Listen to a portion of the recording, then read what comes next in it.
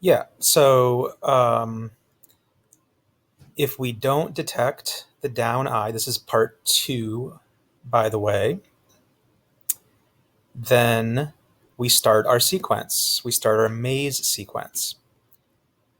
Part 1, we want to turn right by 90 degrees. That's the 4th one here. We don't want the one that says turn right. We want the one that says turn right for a certain amount. What's this wait 5 milliseconds? It always goes in a repeat forever loop.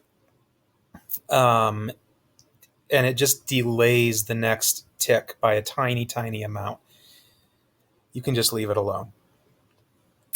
So we're going to start by turning right, and then we check for the wall. That was under the sensor. We were looking at the front eye and checking, is it near an object?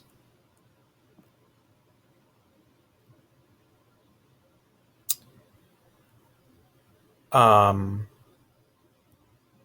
okay, right. So that's actually a statement that I need to put in a loop. My bad. First, we ask an if loop. You'll notice this looks a little different. What's the difference between if and if else? Well, if is a one-part thing, and you just jump out of that if condition, whereas if else gives you a specific second thing to do instead of just moving on with the code. Kind of similar. Okay, that is how it should look.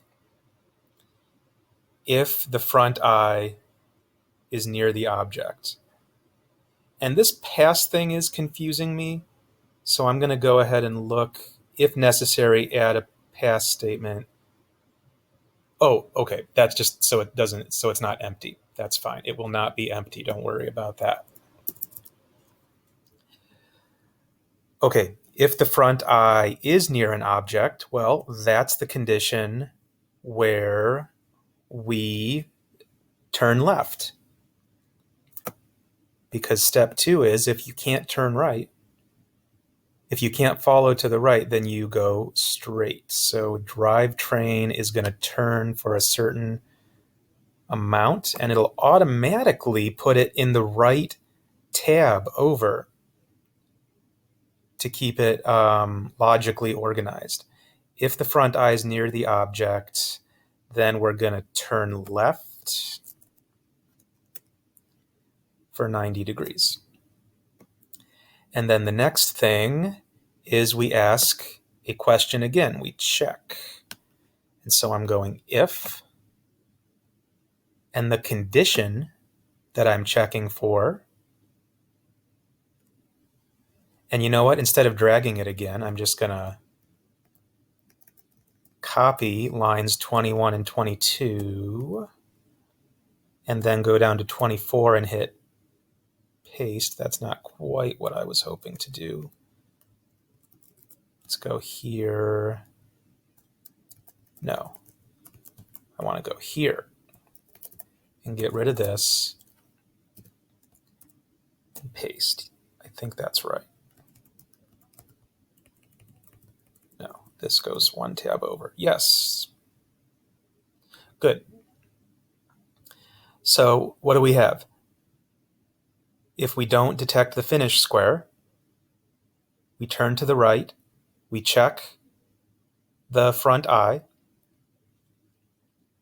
and if it sees something, we turn left. If not, we go all the way, we break this loop and we go all the way to the bottom where we're going to have a go forward command. And I'll just go ahead and put that in now. Right before the wait. Drive forward for one step, which I think is supposed to be 250, not 200. Okay. So let's think about this. We've checked to the right. Now we're checking to the front.